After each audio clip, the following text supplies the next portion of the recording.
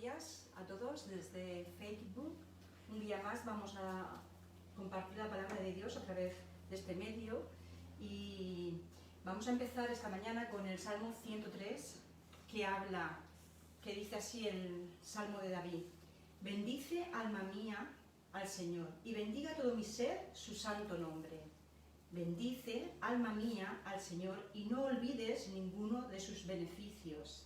Él es quien perdona todas tus iniquidades, el que sana todas tus dolencias, el que rescata del hoyo tu vida, el que te corona de favores y misericordia, el que sacia de bien tu boca de modo que te rejuvenezcas como el águila. Y este Salmo David hablaba a sí mismo, ¿no? Le decía a su alma que bendijera al Señor por todos sus beneficios, por todos sus favores y porque Él era digno, el que perdonaba nuestros pecados, el que sanaba nuestras dolencias. Entonces esta mañana vamos a bendecir al Señor y vamos a someter nuestras vidas a la voluntad de Dios, porque esa es la verdadera libertad, poder someter nuestras vidas a su dominio, a lo que es agradable, justo, perfecto, ¿no? Porque esa es la verdadera libertad, saber poner nuestras vidas en sus manos y en su presencia, sabiendo que Él es el que nos hace libres para hacer lo bueno y correcto. Vamos a bendecir su nombre esta mañana y vamos a darle gracias. Gracias, Señor Jesús. Queremos bendecirte, Señor. Queremos alabarte porque tú eres digno, Señor. Porque tú mereces todo, Señor. Porque tú eres el que nos colma de favores, de misericordia. Tú eres el que has perdonado todos nuestros pecados. El que nos corona de favores, Señor, como dice tu palabra. El que sacia nuestras bocas, Señor. El que nos rejuvenece, Padre. Gracias porque tu verdad nos hace libres, Señor. Padre, y queremos decir a nuestras vidas que se someta a tu señorío, a tu voluntad perfecta, Señor. Que nuestras almas te bendigan a ti, Señor, siempre, Padre, para recibir de ti todo tu favor, Señor, toda tu misericordia, todo tu perdón, Padre. Gracias, Señor. En el nombre de Jesús recibe toda la gloria y toda la honra que solo tú mereces, Padre, en el nombre de Jesús. Amén. Amén. Y amén. El Señor os bendiga. Antes de proceder a la palabra de enseñanza en esta mañana, quiso compartir una cosa que tengo en mi corazón creo que es para quizás un individuo que está mirando o lo va a ver después en YouTube y es como una palabra profética de ánimo, ¿no? Y en Salmo 77, versículo 19, dice: en el mar fue tu camino, y tus sendas en las muchas aguas, y tus pisadas, no fueron conocidos. Ahora, en esta semana he tenido una canción en mi corazón y es sendas Dios hará donde piensas que no hay. Y yo creo que eso es una palabra para alguien en esta mañana, ¿no? Que quizás estás viendo que no hay camino adelante. Este salmo está hablando sobre el pueblo de Israel, cuando ellos salieron de Egipto y llegaron al Mar Rojo. Entonces no pudieron ver el camino adelante. Y a veces en nuestras vidas es así, ¿no? Que no vemos el camino adelante. Pero el Señor te dice en esta mañana que Él va a abrir un camino para ti y para tu familia. Donde tú piensas que no hay camino, ahí es donde Dios abre el camino, ¿vale? No es una senda fácil, tú ves imposibilidades y luego ves que Dios abre el camino. Muy bien. Recíbelo en el nombre de Jesús. En esta mañana vamos a hablar de Marcos. Bueno, no vamos a hablar de Marcos, vamos a hablar de Jesús. Y está en Marcos capítulo 1, versículo 12 a 14. Perdón, 12 y 13. Le voy a leer, 2 versículos solamente. Y luego el Espíritu le impulsó al desierto. Y estuvo ahí en el desierto 40 días. Y era tentado por Satanás. Y estaba con las fieras. y los ángeles le servían. Aquí está hablando precisamente, justamente después del bautismo de Jesús, que él fue impulsado al desierto, guiado al desierto por el Espíritu Santo. Y vemos una cosa aquí, que Jesús fue guiado por el Espíritu Santo, estaba sometido al Espíritu Santo y fue tentado. Jesús estaba tentado. Ahora, podemos pensar, ¿cómo es posible que Jesús está tentado? ¿No? Y es posible. Y lo vamos a ver por qué y cómo, porque pensamos que las personas que son tentados son malas personas, ¿verdad? Porque es malo ser tentado. Y vamos a ver el ejemplo de Jesús, ¿vale? Jesús estaba sujeto a tentación, y tentación de Satanás. Y vemos en los otros evangelios más detalles sobre la tentación de Jesús. Pero hay una cosa, ¿no? Que el evangelio de Marcos empieza, dice, el evangelio de Jesucristo, Hijo de Dios. ¿Y cómo es que Hijo de Dios, Jesús, ha sido tentado? Él es el Hijo de Dios y es Hijo de hombre. Es Dios encarnado. Él estaba siendo tentado por Satanás y venció a Satanás, donde nosotros fracasamos. ¿Por qué? Porque Él venció donde nosotros fracasamos. Es porque Él puede. Él puede vencer. La palabra de Dios nos dice en 2 Corintios capítulo 5 versículo 21, al que no conoció al pecado, por nosotros lo hizo pecado, para que nosotros fuésemos hechos justicia de Dios en él. Aunque fue tentado, no conoció pecado.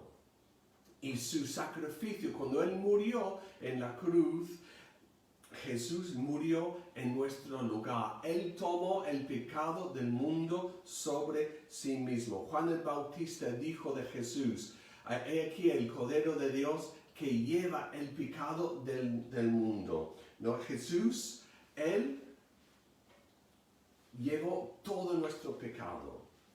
Gloria a Jesús. Y voy a decir algo. Este versículo voy a decirlo al final de todo, ¿no? Es como dicen un spoiler. Mi hija en su Biblia, en el principio, tiene algo escrito. Spoiler, al final Dios gana. Y Dios siempre gana. Jesús ha ganado la victoria sobre la tentación, sobre el pecado, sobre Satanás, sobre la muerte para nosotros. Gloria a Jesús. Es el Evangelio de Jesucristo, Hijo de Dios. Si estás bajo tentación en esta mañana, o vas a tener tentaciones por el resto de tu vida, mientras vivimos en esta carne, tenemos tentación, pero la buena noticia para nosotros es que Jesús ha ganado y nos ha dado a nosotros la victoria. Gloria a Jesús. En Santiago, capítulo 1, versículo 13, hablando de Dios, dice, Dios no puede ser tentado por el mal, ni Él tienta a nadie. Entonces, ¿cómo es posible que Jesús es Dios, fue tentado? ¿Vale? En Hebreos capítulo 4, versículo 15, hablando de Jesús, dice, sino uno que fue tentado en todo según nuestra semejanza, pero sin pecado. Entonces, primero dice que Jesús, que Dios no puede ser tentado. Entendemos por la palabra de Dios que Jesús es Dios y fue tentado. Entonces, ¿qué pasa? Jesús es Dios hecho hombre. Y tiene dos naturalezas. Es Dios y es hombre, pero no tiene la naturaleza pecaminoso. no haber ninguna inclinación en él hacia el pecado. Nosotros tenemos una inclinación hacia el pecado y muchas veces pensamos la naturaleza humana es pecaminosa, pero Jesús fue completamente humano y completamente Dios, pero sin ninguna inclinación hacia el pecado. Okay. En Salmo 106, versículo 13 a 14, hablando del pueblo de Israel, dice: bien pronto olvidaron sus obras y, no esperando su consejo, se entregaron a un deseo desordenado en el desierto y tentaron a Dios en la soledad. Entonces aquí vemos aparentemente un conflicto en las Escrituras, que en Santiago dice que Dios no puede ser tentado, y aquí en Salmos y en otros sitios dice que tentaron a Dios. Aquí está hablando que probaron su paciencia, pusieron su paciencia a los límites. Cuando una persona actúa, por ejemplo, un niño actúa mal, entonces está poniendo a prueba la paciencia de sus padres. Si sigue actuando mal, entonces está poniéndose en una situación en la cual puede ser justamente castigado. Eso es tentar a Dios, poniéndose en una situación por causa de su pecado, por causa de su obstinación, de ser cabezotas, de probar la paciencia de Dios vez tras vez tras vez. Habiendo visto la bondad de Dios, entonces eran muy obstinados con Dios, le pusieron a la prueba con su paciencia. Y Dios es justo. Nosotros no merecemos paciencia ni misericordia, pero Dios nos ama y nos da misericordia, es paciente con nosotros. Satanás, en una de sus tentaciones, él dijo a Jesús: tírate de aquí, porque la palabra de Dios dice que los ángeles te van a sostener. Y Jesús dice a Satanás: no tentarás al Señor tu Dios. Es otro tipo de tentación, no es lo que nosotros, que tenemos inclinaciones pecaminosas, que tenemos que llevar nuestra cruz todos los días, negar nuestros deseos pecaminosos todos los días y seguir a Jesús. Jesús no tenía esta inclinación, aunque era completamente humano. Él tenía sus deseos humanos. Él es justo y nosotros estamos muchas veces dando Dios motivo. El pueblo de Israel dieron Dios motivo de tratar con nosotros por causa de su pecado. Jesús tiene dos naturalezas. Es completamente Dios. En Colosenses capítulo 2, versículo 9, dice: porque en Él habita corporalmente toda la piedad de la deidad, toda la plenitud de la deidad, toda la plenitud de Dios está en Jesús. En Juan capítulo 1, versículo 1 a 3, dice: en el principio era el Verbo, y el Verbo era con Dios, y el Verbo era Dios. No un Dios, como dice en la versión de los Testigos de Jehová. Y este era en el principio con Dios. Todas las cosas por Él fueron hechas, y sin Él nada de lo que ha sido hecho fue hecho. Él es Dios y con Dios. Y aquí vemos la doctrina de la Trinidad: Padre, Hijo, Espíritu Santo, tres pero uno. Gloria a Dios. Completamente humano. Jesús fue humano porque fue nacido del Virgen María. También en Romanos vemos, en Romanos 1 capítulo 3, dice acerca de su Hijo, nuestro Señor Jesucristo, que era del linaje de David según la carne. Entonces, Él tiene carne igual que nosotros, pero no tenía una naturaleza pecaminosa. tiene deseos humanos. Él quiso comer, estaba ayunando 40 días en el desierto.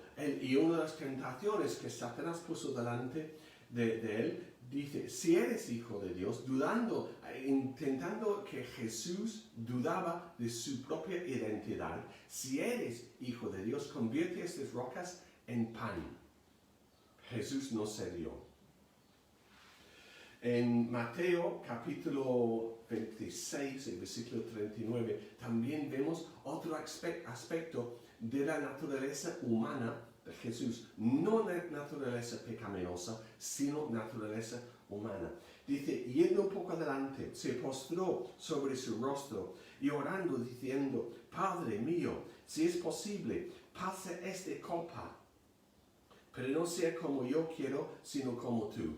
Entonces, Jesús estaba en este momento crítico, que al punto de ser juzgado, de ser maltratado, y ir a la cruz, y dice, Padre nuestro, pasa de mí esta copa. Eso es autopreservar su vida. Él no quiso, su deseo humano era de cuidar su propio cuerpo, de sus sentimientos. No era pecado, era humano, pero él sometió eso a la voluntad de Dios. Era una autopreservación. Eso lo he sentido yo en varios momentos. Yo recuerdo lo más fuerte cuando tenía como 7 años en el colegio. Dijeron que iban a hacer como una prueba a ver cómo reaccionamos cuando suenan las alarmas, si hay un fuego, ¿no? Y en este día las alarmas no eran tan técnicos como nosotros. Lo dijeron en la asamblea por la mañana, que hoy durante el día vamos a hacer la alarma como si fuera como si había un fuego en el colegio. Y luego todos van a ser ordenados, salir de sus clases e ir al patio. Y vamos a ver cómo lo hacemos. Yo no sé qué me pasó. Yo estaba mirando por la ventana a ver si había un pájaro o algo así. No estaba escuchando. Entonces, la alarma, no muy técnica, era una campana que tiene el profesor. Empieza ding, ding, ding, ding, ding, ding, ding, ding, ding, ding, ding, ding. Así, mira, se nota que no soy de este siglo XXI. Y entonces, yo, con 7 años, escuché la alarma y ¡fua! ¡Fuera! El primero para llegar al patio, ni dio cuenta que tenía que estar en orden con los otros alumnos, los otros estudiantes, ¿no? Mi primera reacción era salvar mi vida. Jesús, y nosotros tenemos esto, pero tiene que estar sometidos. Yo tenía que haber escuchado la instrucción y ser sometidos. Jesús sometió su naturaleza a la voluntad de Dios. Entonces fue tentado porque es humano. No pecó porque es Dios. Su carácter es demasiado fuerte. 2 naturalezas. Vemos la naturaleza humana siendo tentado, la naturaleza de Dios no cediendo. Es como un hilo de cable, es flexible. Un hilo que se coge un cable, lo desarmas y sacas un hilo de cobre, ¿no? Es flexible, no es muy fuerte.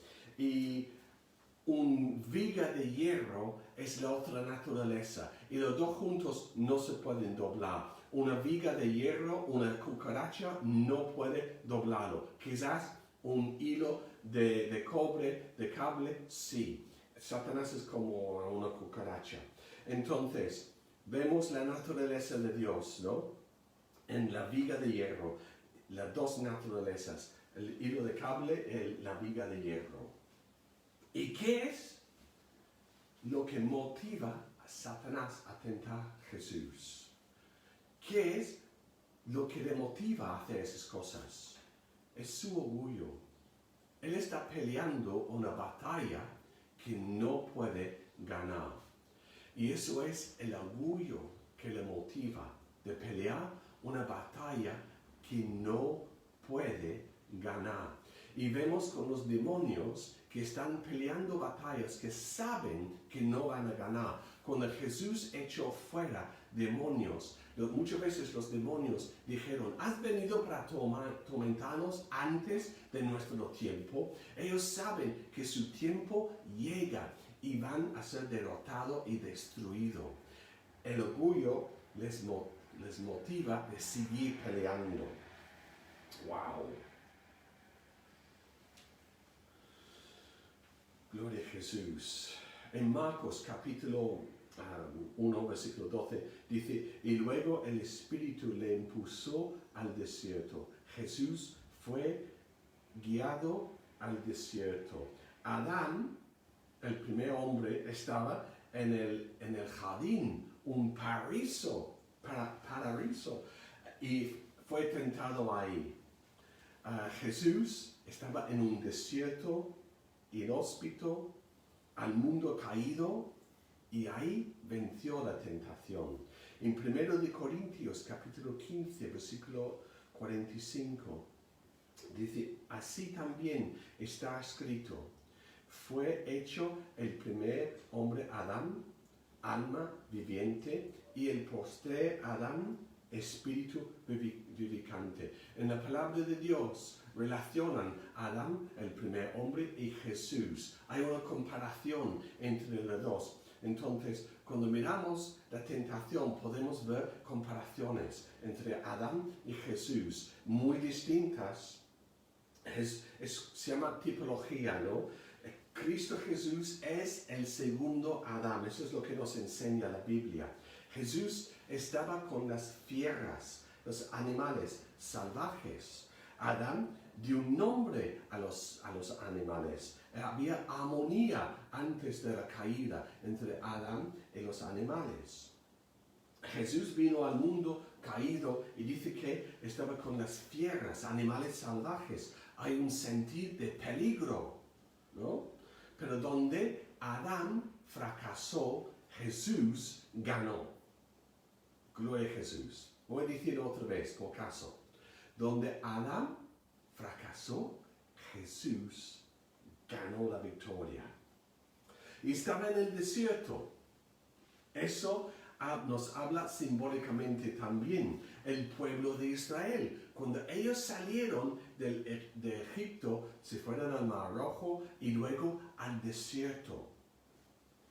En Salmo 106, versículo 13 y 15, dice, bien pronto olvidaron, lo hemos leído antes, sus obras, no esperaron su consejo. Eso es una cosa que tenemos que aprender, esperar el consejo de Dios, como Dios está guiándonos en nuestras circunstancias. No correr adelante, sino esperar el consejo de Dios en nuestras decisiones. Se entregaron a un deseo desordenado en el desierto y tentaron a Dios en la soledad. Ahora, ese deseo desordenado era acerca de la comida. Ellos se pusieron cabezotas pidiendo comida, quiero carne, quiero esto, el otro. Estaban siendo alimentados desde el cielo con un pan sobrenatural que les dieron fuerzas y salud y pidieron carne. Okay. Jesús estaba en el desierto ayunando, dominando sus deseos humanos. Tenía dominio propio. En Salmo 78, versículo 18, dices, pues tentaron a Dios en su corazón pidiendo comida a su gusto. Y Satanás tentó a Jesús con comida. Ahora, donde Israel fracasó, Jesús ganó la victoria. Donde Adán fracasó, Jesús ganó la victoria. Donde Israel, el pueblo de Dios, fracasó, Jesús ganó la victoria. Jesús estaba, aquí en Marcos, dice, 40 días en el desierto. Y no menciona el ayuno. Menciona el ayuno en los otros dos evangelios de Mateo y Lucas. Pero menciona los 40 días. Y podemos indagar un poco en qué quiere decir los 40 días y estaba ayunando. Ahora, el ayuno de 40 días es algo súper raro en la palabra de Dios. Solamente hay 3 casos: Moisés, Elías y Jesús. No es una norma para todos los cristianos que tenemos que ayunar 40 días. Es peligroso, te puede morir. Tenemos que pedir consejo al Señor acerca de nuestro ayuno y oración. Es bueno que ayunamos, pero tenemos que ser guiados por el Espíritu. Hay una conexión simbólica entre Adán, Moisés, Jesús, Israel y Jesús. Y luego dice que los ángeles le servían. Eso es algo que no podemos negar, la existencia de ángeles y la existencia de demonios. No podemos ignorar los ángeles como no existan. Tampoco no podemos venerarlos.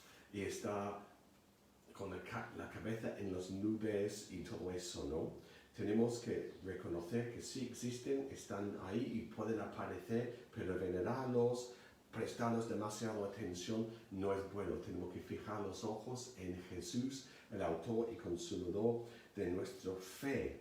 Gloria a Jesús.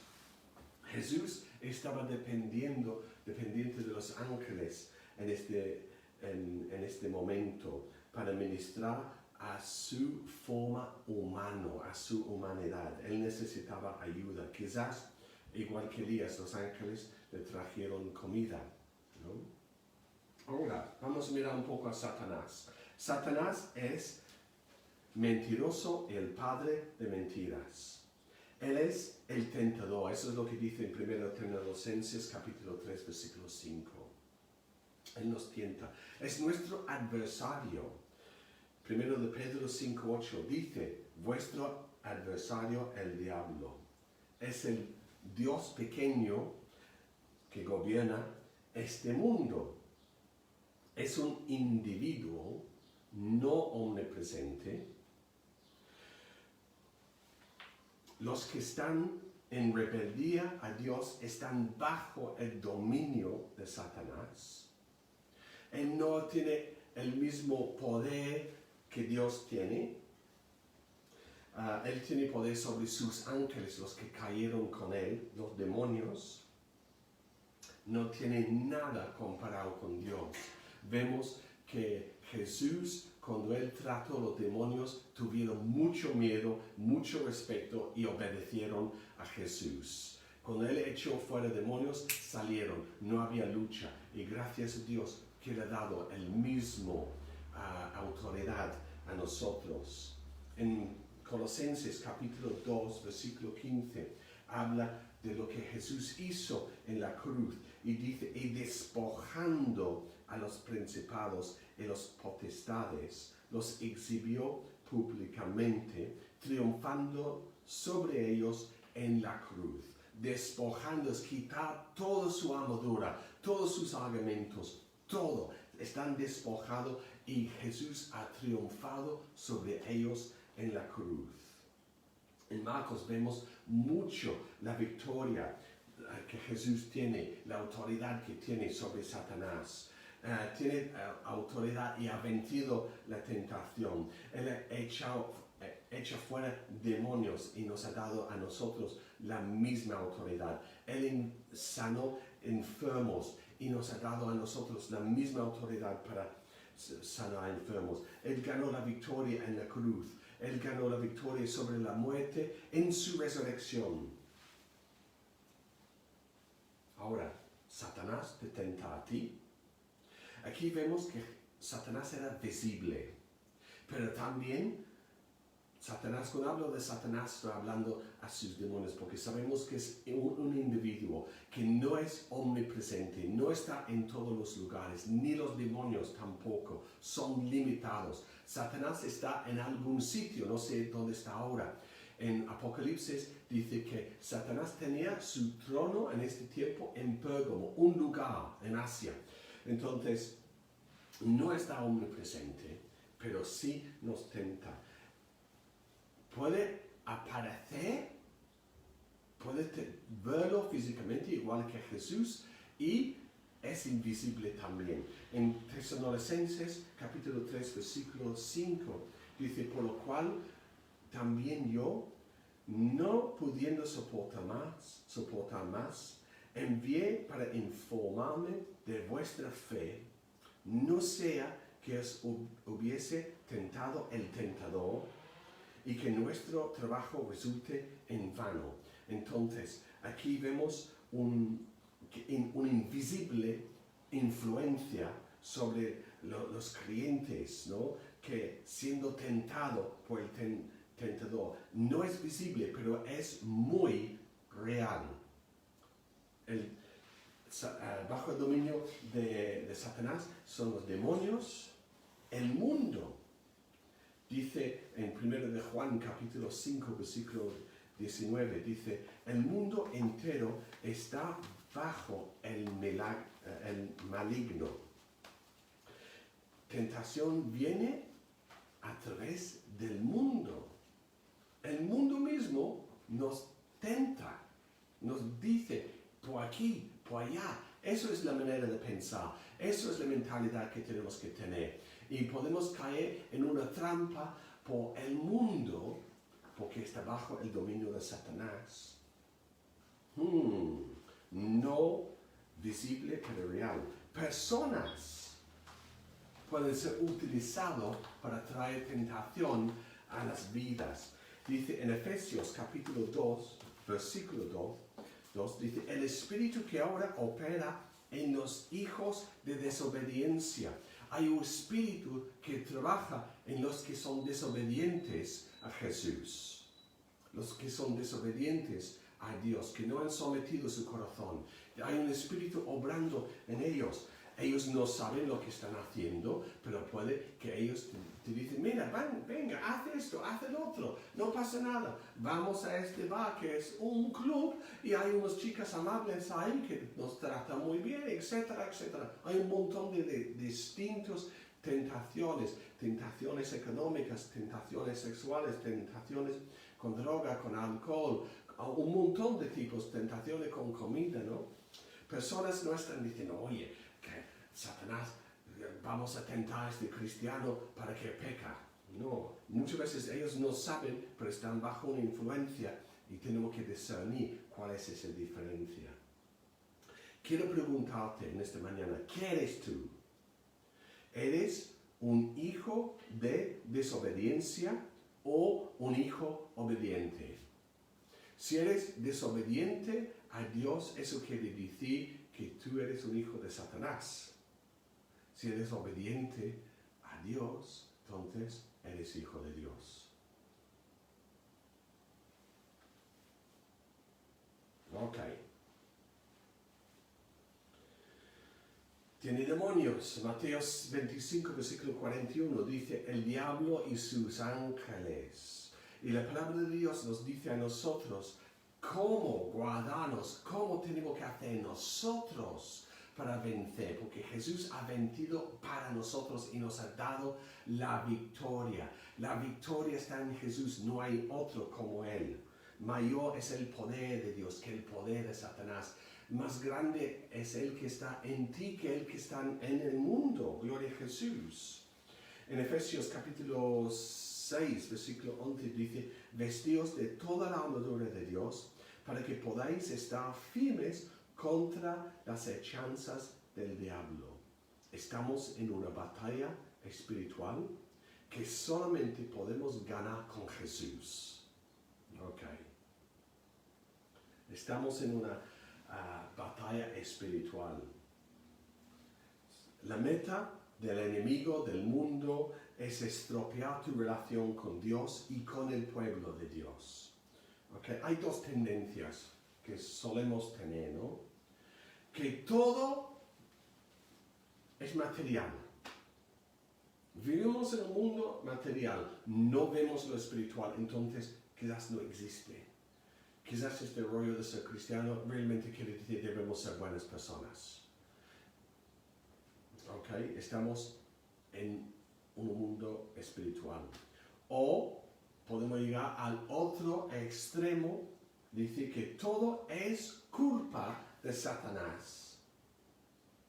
Todo es del diablo y nosotros no tenemos ninguna responsabilidad por nuestras decisiones, porque todo es Satanás. Satanás me ha hecho comer demasiado. Satanás me ha hecho usar esas palabras de poca paciencia con mis hijos, con mi marido. Satanás me ha hecho beber. Satanás me ha hecho fumar. Satanás me ha hecho... Y echamos la culpa a Satanás para todo.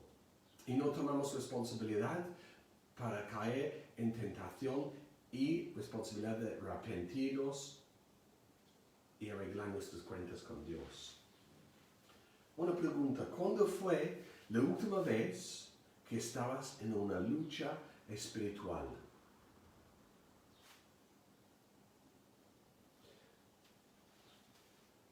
Estamos constantemente en una lucha espiritual. ¿Okay? Es algo constante.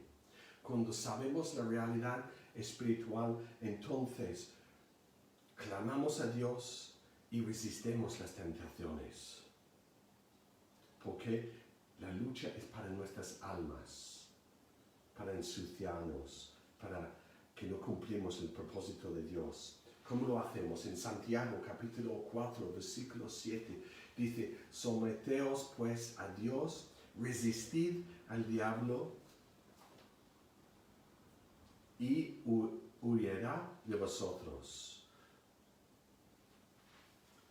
Es mi responsabilidad personal para resistir el diablo, los demonios y tentación por personas del mundo. ¿Cómo? Sometiéndome a Dios. En versículo 8, Santiago 4:8 dice, acercaos a Dios y Él se acercará a vosotros. Esto es mi responsabilidad de acercarme a Dios, buscarle, de dejar este deseo florecer en mi corazón, de tener un encuentro con el Señor, ser obedientes a Él. Pecadores, limpiad las manos, y los de doble ánimo, purificad vuestros corazones. Es fácil dejar de hacer estas cosas, dejar de pecar, y pecadores, limpia las manos, purificad vuestros corazones. ¿Qué es lo que pasó en mí para que llego al punto de pecar y hacer algo en contra de desobediencia a la palabra de Dios? ¿No? En versículo 9 y 10 dice, aflijaos y lamentad y llorad.